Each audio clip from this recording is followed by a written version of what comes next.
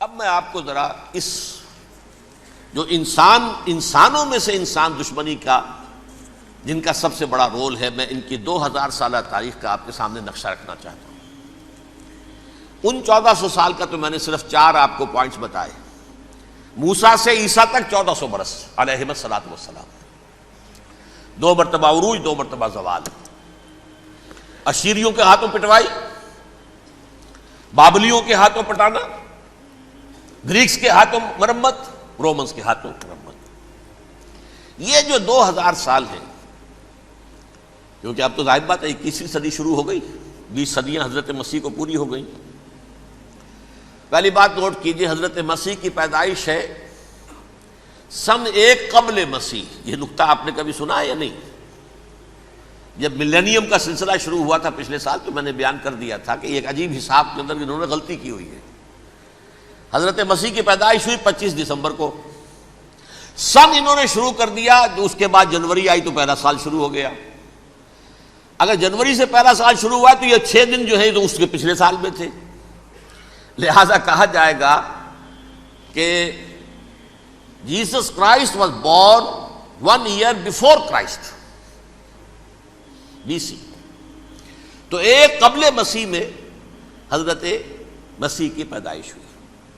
یہ آخری اسرائیلی نبی اور رسول۔ یہودی علماء کی مخالفت، دشمنی، سولی پر چڑھوا دینا میں بیان کر چکا ہوں۔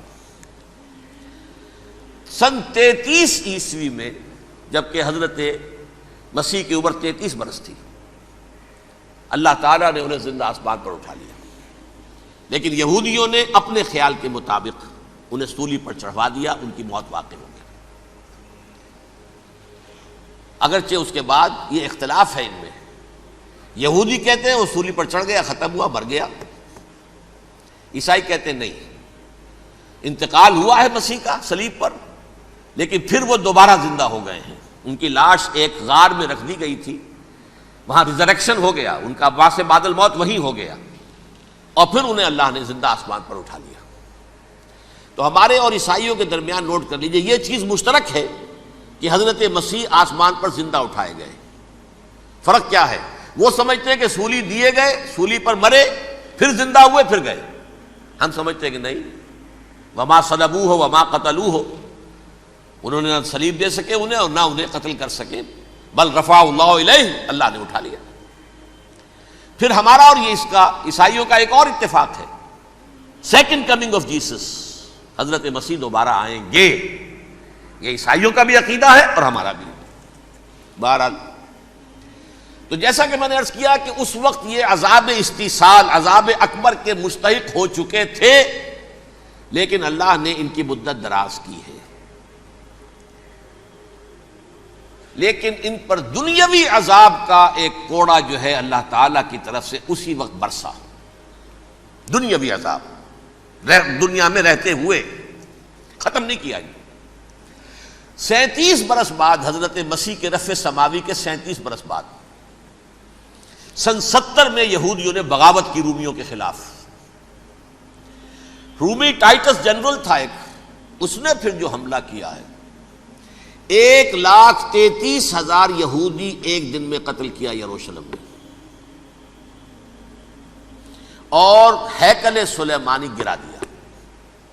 وہ ہیکل پہلے بھی گرا تھا، پہلے 1400 سال کے دوران میں بھی نبوکڈنضر نے گرایا تھا، لیکن پھر اس کے 150 سال بعد انہوں نے دوبارہ بنا لیا تھا، اس لیے وہ اسے سیکنڈ ٹیمپل کہتے ہیں۔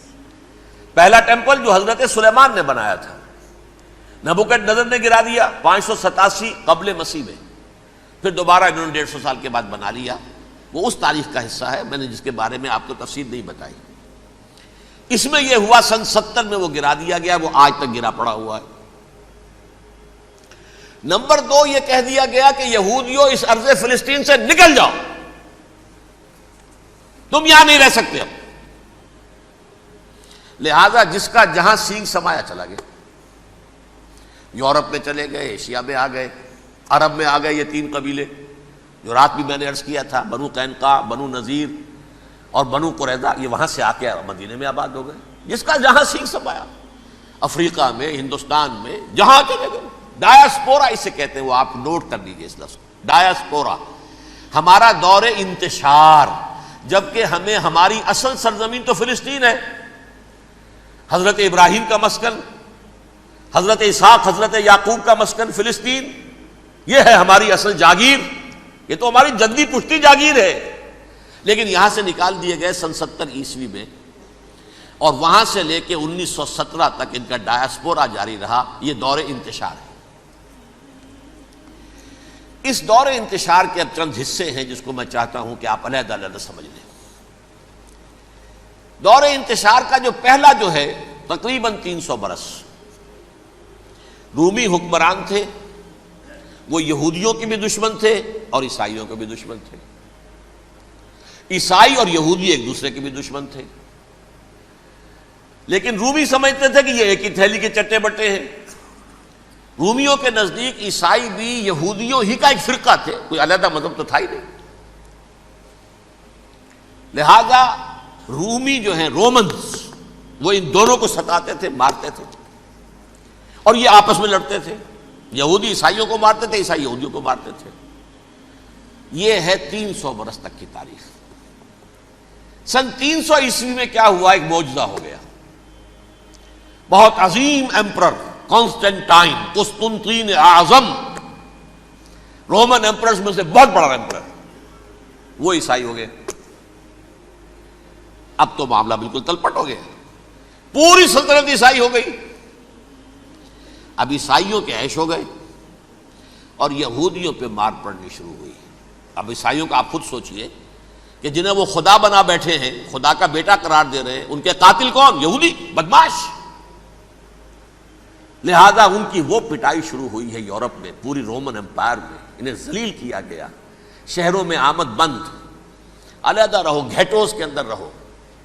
یہودی کا نام جو ہے وہ گالی بن گیا، جیسے آج بھی یہودی گالی کہتے ہیں، جیسے خنزیر کا لفظ، آخر وہ بھی اللہ کی مخلوق ہے، لیکن آپ کو معلوم ہے کوئی شخص زبان پر نام نہیں لانا چاہتا خنزیر کا، سور کا، ہے تو مخلوق، وہ بھی ایک حیوان ہے۔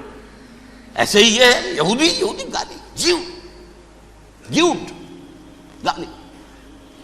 لہذا ایک طرف تو ان دونوں کے درمیان دشمنی، جس کو قرآن کہتا ہے وَأَغْرَيْنَا بَيْنَهُمُ الْعَدَاوَةَ وَالْبَغْضَاءَ، ہم نے ان کے مابین دشمنی جو ہے پیدا کر دی۔ اور جب یہ پوری سلطنت عیسائی ہو گئی تو قافیہ تنگ ہو گیا یہودیوں کا۔ اب آئیے 571 عیسوی، یعنی جب کہ ڈایاسپورا کو کتنا عرصہ ہو چکا تھا؟ 500 برس۔ سن 70 سے شروع ہوا ڈایاسپورا، جب ٹائٹس نے گرایا ہے ہیکل کو اور نکال باہر کیا انہیں فلسطین سے، بھاگ جاؤ، یہاں ایک یہودی بھی نہیں رہے گا، فلسطین سے نکال دیے گئے۔ اس کے پورے 500 برس بعد سن 571 عیسوی میں حضور کی پیدائش ہوئی، ولادت باسعادت محمد الرسول اللہ صلی اللہ علیہ وسلم۔ 610 میں آپ پر وحی کا آغاز ہوا، لیکن حضور کے ساتھ ان کا معاملہ کیا رہا؟ اول تو جب کہ حضور ابھی مکے ہی میں تھے، یہودیوں نے ریشہ دوانیاں شروع کر دی حضور کے خلاف۔ قریش مکہ کو سکھاتے تھے، پڑھاتے تھے، ان سے یہ پوچھو، ان سے یہ پوچھو، انہیں اس طرح تنگ کرو، ان سے یہ امتحان لو، یہ آپ کے علم میں ہے۔ سورہ بنی اسرائیل میں، سورہ کہف میں وہ سوالات جو امتحانی سوالات آئے تھے، ذوالقرنین کون تھا، اصحاب کہف کون تھے، تم رسول بنے پھرتے ہو تو بتاؤ، اور یہ روح کی حقیقت کیا بتاؤ، یہ ساری ریشہ دوانیاں کر رہے تھے بیٹھے ہوئے، ابھی وہیں پر حضور ابھی پہنچے بھی نہیں۔ ہجرت فرما کر حضور تشریف لے آئے تو حضور نے، جسے ماسٹر سٹروک کہا جائے گا، یعنی اسٹیٹس مین شپ کا ماسٹر سٹروک، آپ نے مدینے میں آتے یہودیوں کے ساتھ پیکٹ کر دیا، جوائنٹ ڈیفنس پیکٹ آف مدینہ، کہ اگر مکے والے ہم پر حملہ کریں گے تو ہم مل جل کر ایک قوم کی حیثیت سے مقابلہ کریں گے۔ یہ میثاق مدینہ کہلاتا ہے، جس کے بہت غلط معنی پہنائے جا رہے ہیں آج کل۔ بہرحال میں موضوع میرا چونکہ یہ نہیں، میں ادھر نہیں جاؤں گا، لیکن ہوا کیا؟ ہر مرتبہ یہ خیانت کے مرتکب ہوئے، ان نے جو عہد کیے تھے ان سے پھرے، اندر ہی اندر سازش، ریشہ دوانی، حضور کی بدترین دشمنی۔ سورہ نساء کی آیت نمبر 12 میں 14 میں 13 میں فرمایا ہے لا تزال تطلع علی خائنۃ منہم، اے نبی ہمیشہ آپ کے علم میں ان کی طرف سے خیانتیں، بددیانتیاں آتی رہیں گی. اور بار بار وہ مسلسل جنگ کی آگ بھڑکاتے تھے. قریش کو دعوت دیتے، آؤ آؤ آؤ ہم اندر سے بغاوت کر دیں گے، تم آؤ تو صحیح، ختم کریں محمد کو اور اہل ایمان کو صلی اللہ علیہ وسلم ورضی اللہ تعالی عنہم اجمعین. لیکن پھر جب وہ آتے تھے تو یہ دبک جاتے تھے، ان میں ہمت نہیں تھی، میدان کے مرد نہیں رہے تھے. یہ سورہ حشر میں ان کا نقشہ کھینچا گیا ہے. کھلے میدان میں مقابلے کی اس کے اندر صلاحیت ہی نہیں ہے. یہ تو فصیلوں کے پیچھے سے، جیسے عورتیں کہیں دیہات میں لڑائی ہوتی ہے تو مرد جو ہے گلیوں میں لڑتے ہیں، عورتیں اوپر سے پتھر پھینکتی ہیں، بس وہ کام یہ کر سکتے تھے. من ورائے جدر، فصیلوں کے پیچھے سے، جنگ میں میدان میں نہیں آ سکتے. بہرحال قرآن مجید میں ہے یہ سورہ مائدہ کی آیت نمبر 64، کلما اوقدوا نارا للحرب اطفاها اللہ. اکثر و بیشتر مواقع پر تو یہ جب آگ بھڑکاتے تھے جنگ کی، اللہ اسے بجھا دیتا تھا. لیکن بہرحال اس کے باوجود جنگیں ہوئی، غزوہ بدر، غزوہ احد ہوئی کہ نہیں؟ یہ ساری اصل شرارت ہوئی. اور اس کے نتیجے میں حضور نے پھر ایک ایک کر کے 3 قبیلوں کو سزا دی. غزوہ بدر کے فوراً بعد بنو قینقاع نکالے گئے مدینے سے، غزوہ احد کے فوراً بعد بنو نذیر نکالے گئے، اور غزوہ احزاب کے بعد بنو قریظہ نکال دیے گئے. یہ تو میں نے آپ کے سامنے رکھ دیا صرف حضور کے زمانے میں ان کا کیا رویہ رہا. دشمن، رات بھی ہم نے وہ آیت پڑھی تھی، لَتَجِدَنَّ أَشَدَّ النَّاسِ عَدَاوَةً لِلَّذِينَ آمَنُوا الْيَهُودُ وَالَّذِينَ أَشْرَكُوا.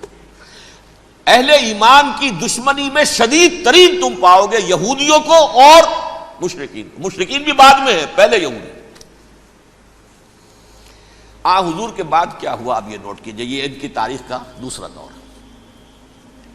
حضرت عمر رضی اللہ تعالیٰ عنہ کا عہد خلافت ہے. بیت المقدس کا محاصرہ کیا گیا، فصیل بڑی اونچی، شہر اندر سے سیلف سفیشینٹ، حملے کا راستہ کوئی نہیں. محاصرہ طول کھینچ رہا ہے لیکن ان کے پاس رسد بھی موجود ہے، پانی بھی موجود ہے، وہ دروازے بند کر کے بیٹھے ہوئے ہیں. بالآخر اللہ تعالیٰ کی مشیت کا ظہور کیسے ہوا؟ ان کے کچھ علماء آئے فصیل پر، کہا دیکھو مسلمانوں، تم قیامت تک بھی یہاں پڑے رہو گے محاصرہ کر کے، ہمارا یہ شہر فتح نہیں ہوگا. ہاں ایک درویش بادشاہ کے ہاتھوں یہ شہر فتح ہونا ہے، لیکن تمہارے اندر ہمیں وہ نظر نہیں آ رہا. ابو عبیدہ بن الجراح رضی اللہ تعالی عنہ، امین هذه الامہ، ان کا فوراً ذہن گیا وہ درویش بادشاہ مدینے میں بیٹھا ہوا ہے عمر رضی اللہ تعالی. اب ایک اور عمر بھی ہے جو قندھار میں بیٹھا ہے. نقشہ وہی ہے، سادگی کی حد تک نقشہ وہی، بالکل وہی، اپنی آنکھوں سے دیکھا ہے وہی سادگی. عمر اول، عمر ثانی تھے عمر بن عبد العزیز. اب ایک اللہ کے فضل سے اللہ تعالیٰ ایدہ اللہ بنصرتہ، اللہ تعالیٰ ان کی نصرت فرمائے، دشمنوں کو ان کے مقابلے میں نیست و نابود کرے. انہوں نے ریکویسٹ بھیج دی کہ حضور تشریف لائیے، یہ شہر فتح ہو جائے گا. وہ ہے سفر تاریخی، اتنا طویل سفر، تقریباً 700 میل، ایک اونٹ، ایک خادم، ایک منزل پہ امیر المومنین اوپر بیٹھے، خادم آگے چل رہا ہے، اگلی منزل پہ خادم اوپر بیٹھا ہے، امیر المومنین آگے جا رہے ہیں. اور جب پہنچے ہیں تو وہ باری تھی خادم کی. انہوں نے ہاتھ جوڑ دیا، حضور خدا کے لیے تم کیا کہیں گے لوگ، وہ میرا برا حال کر دیں گے، تمہیں شرم نہیں آئی؟ امیر المومنین پیدل آگے چل رہے ہیں نکیل پکڑ کر، اور تم بیٹھے ہو اوپر براجمان ہو. حضرت عمر فرمایا الدور دورک، نہیں باری تمہاری ہے، بیٹھ. اس حال میں پہنچے ہیں. اور پھر یہ کہ ابو عبیدہ بن الجراح آئے ہیں، استقبال کیا ہے تو دیکھا ہے اس حال میں چلے آ رہے ہیں. عمر نکیل پکڑے ہوئے چلے آ رہے ہیں، اور کہتے ہیں کہ کہیں کیچڑ ویچڑ تھا، جوتے خراب ہو گئے تھے، وہ بھی اتار کے ہاتھ میں پکڑے ہوئے، کپڑے تو تھے ہی پھٹے ہوئے. انہوں نے کہا بھی حضرت ابو عبیدہ نے، دیکھیے یہ بڑا متمدن ملک ہے، بڑا مہذب علاقہ ہے یہ، آپ ذرا حلیہ اپنا دوست فرما لیں تب جا کے پیش ہم آپ کو کریں گے. آپ نے فرمایا نحن قوم اعزنا اللہ بالاسلام، ہم وہ قوم ہیں جنہیں اللہ نے عزت دی ہے اسلام کے ذریعے سے. کپڑوں کے ذریعے سے نہیں، دولت کے ذریعے سے نہیں۔ اسی حال میں گئے ہیں، اوپر سے انہوں نے کھڑے ہو کر نشانیاں دیکھی ہیں، اپنی کتابیں کھولی، ہاں یہ وہی ہے، اچھا لو جی سرنڈر، شہر تمہارے ہاتھ میں۔ خون کا ایک قطرہ نہیں بہا اور بیت المقدس فتح ہو گیا۔ لیکن اس وقت حضرت عمر نے ایک نرمی یہ کی کہ یہودیوں کے لیے بھی اسے اوپن سٹی قرار دے دیا۔ یہ احسان عظیم حضرت عمر کا، اس سے پہلے یہودی آ ہی نہیں سکتا تھا، داخل ہی نہیں ہو سکتا تھا، وہاں وہ آ کر وزٹ نہیں کر سکتا تھا، زیارت نہیں کر سکتا تھا اپنے مقدس مقامات کی۔ حضرت عمر نے یوں سمجھیے کہ تقریباً 550 برس کے بعد ان کے لیے راستہ کھولا ہے کہ ہاں تم آ سکتے ہو، زیارت کر سکتے ہو۔ لیکن یہ عیسائیوں نے لکھوایا معاہدے کے اندر، انہیں یہاں آپ آباد ہونے کی اجازت نہیں دیں گے، لیکن کم وزٹ دی پلیسز، دیکھیں زیارتیں کریں اور جائیں۔ یہ معاہدہ حضرت عمر کا ہے رضی اللہ تعالیٰ، جو پھر خلافت راشدہ کے بعد بنو امیہ نے بھی اس کو آرڈر کیا، بنو عباس نے کیا، پھر جو ہمارے یہ ترکوں میں اندر خلافت آئی تو ترک خلفاء نے بھی اس معاہدے کی پوری پابندی کی۔ فلسطین میں آ سکتے ہیں یہودی صرف زائرین کی حیثیت سے، وہاں آباد نہیں ہو سکتے۔ اب آئیے اگلا دور آیا حضرت عثمان کا دور خلافت۔ یہ ہے وہ وقت کہ اب یہود نے امت مسلمہ کی پیٹھ میں چھرا گھونپا۔ وہ کیسے؟ ایک یہودی عبداللہ ابن سبا اسلام کا لبادہ اوڑھ کر آ گیا، معاشرے کا جائزہ لے لیا، ان میں بنو ہاشم اور بنو امیہ میں جو پرانی کشاکش تھی اس کے کچھ نہ کچھ جراثیم باقی ہیں، اگر ان کو ذرا بھڑکا دے تو مسلمانوں میں انتشار پیدا ہو جائے۔ کہا یہ عثمان کون ہے؟ یہ تو بنو امیہ میں سے ہے، یہ حق تو بنو ہاشم کا ہے، خلافت ان کے پاس ہونی چاہیے، محمد کے تو رشتہ دار وہ ہے صلی اللہ علیہ وسلم۔ عوام الناس کے اندر بات پھیلنی شروع ہوئی، پھر ایک بڑی سازش کے انداز میں حضرت عثمان کے خلاف پروپیگنڈا، حضرت عثمان کے جو عاملین تھے، گورنر تھے، ان کے خلاف پروپیگنڈا، اور ایسی ہوشیاری کرتے تھے کہ کوفے میں کوفے کے حاکم کے خلاف کچھ نہیں کہنا، اجی مصر میں یہ ہو رہا ہے، اجی شام میں یہ ہو رہا ہے، اجی یہ جو عثمان ہے وہ یہ کر رہا ہے، یہ ظلم ہو رہا ہے، یہ لوٹ مار ہو رہی ہے، یہ خیانتیں ہو رہی ہیں۔ اب نہ تو اس زمانے میں مینز آف کمیونیکیشن، کیسے تصدیق کریں؟ افواہیں تو آپ آج کراچی کے اندر شروع ہو جائے تو پتہ نہیں چل سکتا کسی کو کہ کیا اس میں صداقت ہے کیا جھوٹ ہے، اور بری بات جو ہے فطرت انسانی کی کمزوری ہے وہ فوراً قبول کرتا ہے، کسی کے بارے میں اچھی بات ماننے کو تیار نہیں ہوتا لیکن بری بات تو فوراً تیار۔ بہرحال یہ فتنہ انہوں نے اٹھایا، حضرت علی کی الوہیت کا فتنہ اٹھایا، حضرت عثمان کے خلاف الفتنۃ الکبریٰ برپا کیا، حضرت عثمان شہید ہوئے۔ اس کے بعد 5 برس تک مسلمان ایک دوسرے کی گردنیں کاٹتے رہے، باہمی خانہ جنگی ہوئی، امت کو وہ زخم لگایا ہے جو آج تک جس سے خون رس رہا ہے۔ یہ شیعان عثمان اور شیعان علی تھے جو بعد میں پھر سنی اور شیعہ ہو اور آج تک ہے۔ فتنہ کس نے جگایا؟ ایک عبداللہ ابن سبا یہودی اور اس کے کارندے، شیطان کا ایجنٹ، اور انسانوں میں سے بھی اس کے جو بھی حواریین تھے اور شیطانوں کے اندر سے بھی تھے، انہوں نے بھی اس آگ کو بھڑکایا۔ یہ آپ سوچ لیجئے کہ یہ کس نے وہ زخم لگایا؟ یہودی۔ اگلا دور آیا، خلافت راشدہ ختم ہوئی، بنو امیہ کا بھی دور کافی گزر گیا۔ طارق ابن زیاد 712 عیسوی میں حملہ کرتے ہیں اسپین پر۔ اسپین اس وقت عیسائیت کا بہت بڑا گڑھ، بڑے کٹر ترین عیسائی جو ہے وہ اسپین میں تھے، لہذا یہودیوں کی وہاں بہت پٹائی ہوتی تھی، بہت پٹائی ہوتی ہے، میں بتا چکا ہوں، دشمنی تھی ان کی تو چلی آ رہی تھی عیسائیوں کے ہاتھوں یہودیوں کی، وہ تو سن 300 عیسوی سے ایمپرر کانسٹنٹائن کے بعد سے شروع ہو گئی تھی۔ اس حوالے سے یہودیوں نے اس وقت چالاکی یہ برتی، کچھ راستے واسطے بتائے، کچھ مدد کی طارق ابن زیاد کی۔ طارق ابن زیاد نے انہیں اپنا محسن سمجھا، ہسپانیہ فتح ہو گیا تو یہودی چونکہ محسنین کی فہرست میں آ چکے تھے، انہیں بہت اقتدار نصیب ہوا، بڑی سپورٹ مسلمانوں نے دی۔ ان کے بڑے بڑے علماء جو ہیں اسی دور کے اندر پیدا ہوئے، بڑے بڑے تھنکرز ان کے اسی دور میں پیدا ہوئے۔ بن گوریون جو کہ ایک وزیر اعظم تھا اسرائیل کا، اس نے یہ لکھا ہے اپنی کتاب میں، Muslim Spain was the golden era of our diaspora. وہ ڈائسپورا جو 70 عیسوی سے شروع ہوا تھا اور 1917 عیسوی تک جاری رہا ہے، اس میں سے گولڈن ایرا ہمارا جو تھا وہ مسلم اسپین تھا. ہسپانیہ میں بیٹھ کر ہم نے عیش کیے. لیکن وہاں سے انہوں نے اور جو کچھ کیا، یہ تو داستان کے بہت سے گوشے ہیں، لیکن میں جس اسٹریٹ لائن میں چل رہا ہوں اس کے اعتبار سے ایک بات سمجھ لیجیے. وہاں بیٹھ کر انہوں نے اب عیسائیت کی پیٹھ میں چھرا گھونپا، پروٹیسٹنٹ مذہب پیدا کیا، تقسیم کر دیا. جیسے شیعہ سنی کی تقسیم، عبداللہ ابن سبا. رومن کیتھولک اور پروٹیسٹنٹ کی تقسیم، یہودی علماء. ہوتا کیا تھا؟ ہسپانیہ کی یونیورسٹیاں ہیں، کارڈووا میں ہے، ٹولیڈو میں ہے، گریناڈا میں ہے، غرناطہ، قرطبہ، تولیتلا، اور وہاں آتے تھے لوگ. فرانس سے چلے آ رہے ہیں نوجوان پڑھنے کے لیے، جرمنی سے چلے آ رہے ہیں، اٹلی سے چلے آ رہے ہیں. 3 ہی ملک قریب ترین پڑھتے ہیں سینٹرل جو یورپ کے ہیں. یہاں پر جو ہے وہ اسلام جو نور پھیلا رہا تھا اس سے بھی مستفیض ہوئے. جہالت کے جو ہے پردے ان کے وہ چھٹے. اس کے ساتھ ہی وہ یہودی وہاں ان کے اندر جو جراثیم داخل کر رہے تھے، وہ اس عیسائیت کے خلاف بغاوت، جو اس وقت دنیا میں عیسائیت اس وقت تھی. پوپ کا راج تھا دنیا میں اس وقت. یورپ میں جو عیسائیت تھی اس میں ایک طرف بادشاہ تھے، لیکن بادشاہوں کی حیثیت وہاں پر یوں سمجھ لیجئے کٹ پتلیوں کی تھی. اصل قوت پوپ کے ہاتھ میں تھی.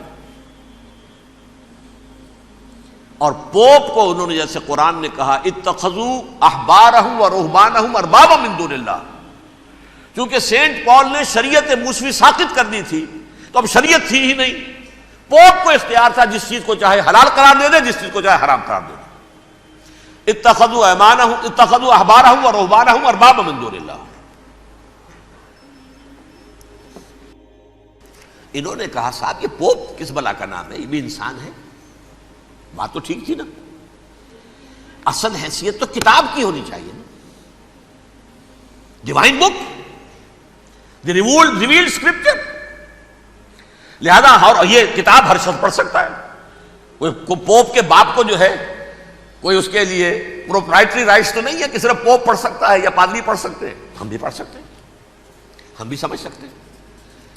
یہ باتیں تھی کہ جن کو بڑھا چڑھا کر بیان کر کے اور پوپ کا اقتدار ختم کرا دیا اور توجہ مرکوز کر دی بائبل کی طرف. اب بائبل میں بڑا حصہ تو اولڈ ٹیسٹامنٹ کا ہے. نتیجہ کیا ہوا؟ یہود کی عظمت پروٹیسٹنٹس کے نزدیک مسلم ہو گئی. اصل قوم تو یہ ہے. وہ دشمنی بدلی کہ نہیں بدلی؟ موسیٰ کے امتی یہ ہے، تورات موسیٰ کو دی گئی، ابراہیم کی نسل یہ ہے. لہذا وہ جو دشمنی تھی، جو عداوت تھی کہ ہمارے خدا کو سولی چڑھانے والے ہیں یہ بدماش، اس کا ازالہ ہوا. اس پروٹیسٹنٹ مذہب کے نتیجے میں یہ میں اب آپ کو بتاتا ہوں کہ ایک نتیجہ وہ نکلا ہے جسے برٹرنڈ رسل نے بیان کیا ہے. اس کی کتاب ہے ان پریز آف آئیڈلنس، صفحہ 108.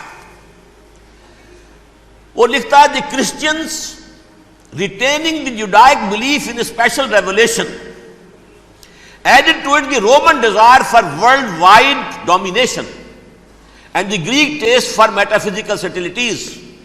The combination produced the most fiercely persecuting religion that the world has yet known. یہ 3 چیزیں آ کر عیسائیت میں مل گئی.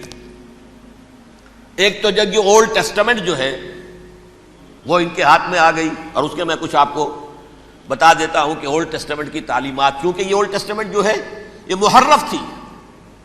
اصل تورات تو گم ہو گئی تھی 587 قبل مسیح میں، جب پہلی مرتبہ ہیکل جو ہے تباہ ہوا ہے، اس وقت ختم ہو گئی تھی. اس کے کوئی 150 سال کے بعد انہوں نے یادداشتوں سے مرتب کر کے لکھی ہے. اب اس میں ان کے اپنے خیالات، اپنے امانی، اپنی توجیحات وہ شامل ہو گئی.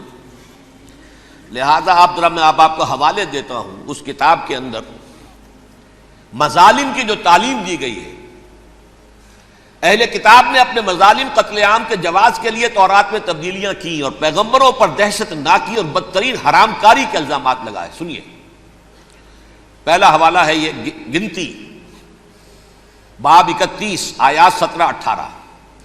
اس لیے ان بچوں میں جتنے لڑکے ہیں سب کو مار ڈالو، اور جتنی عورتیں مرد کا منہ دیکھ چکی ہیں ان کو بھی قتل کر ڈالو، لیکن ان لڑکیوں کو جو مرد سے واقف نہیں اور اچھوتی ہیں اپنے لیے زندہ رکھو.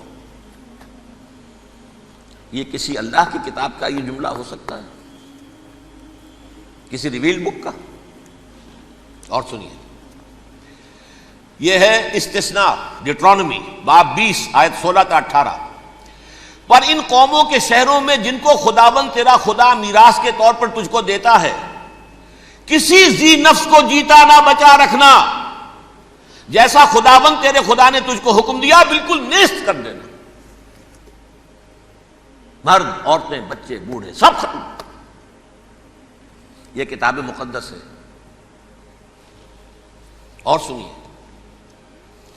سیموئیل باب 27 آیت نمبر 9. اور داؤد نے اس سرزمین کو تباہ کر ڈالا اور عورت مرد کسی کو جیتا نہ چھوڑا. نمبر 4، ان سب آباد شہروں کو ماں، عورتوں اور بچوں کے بالکل نابود کر ڈالا. کتاب استثناء باب 3 آیت 6.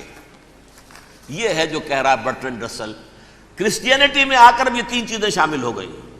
ایک تو یہ باربیرین یہ تعلیم جو ہے، اور یہ مذہب کے نام پہ تعلیم، یہ کتاب مقدس کی تعلیم. نمبر 2، رومنز کے اندر جو ایک تمنا تھی ورلڈ ڈومینیشن کی، وہ عیسائیت کے اندر آ گئی. اس لیے کہ پوری رومن امپائر جو ہے عیسائی ہو گئی، تو اسے وراثت کے اندر ورلڈ ڈومینیشن کی جو ایک تمنا تھی وہ مل گئی. اور پھر یہ کہ انہوں نے جو توہمات تھے یونانیوں کے، ان کو بھی اپنے ہاں مختلف شکلوں کے اندر جمع کر لیا.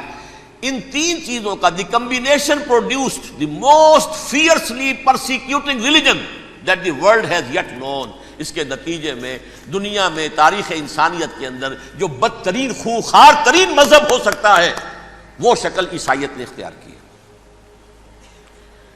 اور اس کا مظہر عتم کیا تھا؟ نوٹ کیجئے، صلیبی جنگیں. ایک بات ٹائم ٹیبل کے اعتبار سے نوٹ کر لیجئے گا. فرسٹ ملینیم ختم ہوا، سیکنڈ شروع ہوا. ان کے 1000 سال ختم ہوئے تو 11ویں صدی میں سیکنڈ ملینیم شروع ہوا، تو پہلی صلیبی جنگیں ہوئی. لاکھوں مسلمان قتل کیے.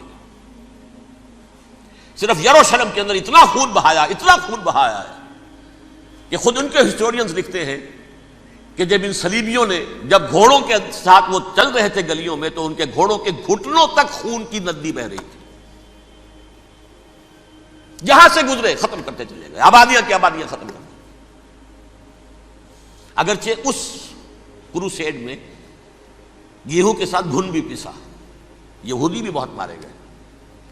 یہ فرانس سے، جرمنی سے جب یہ کروسیڈرز آ رہے تھے، 3000 میل کا سفر طے کر کے آئے تھے. سوچئے تو صحیح. اربن ثانی پوپ جو تھا، آگ لگا دی تھی اس نے پورے یورپ کے اندر. شرم سے ڈوب مرو، تمہارے مقدس علاقے مسلمانوں کے ہاتھ میں. انفیڈلز، یہ کافر، یہ مرتد، یہ ملحد.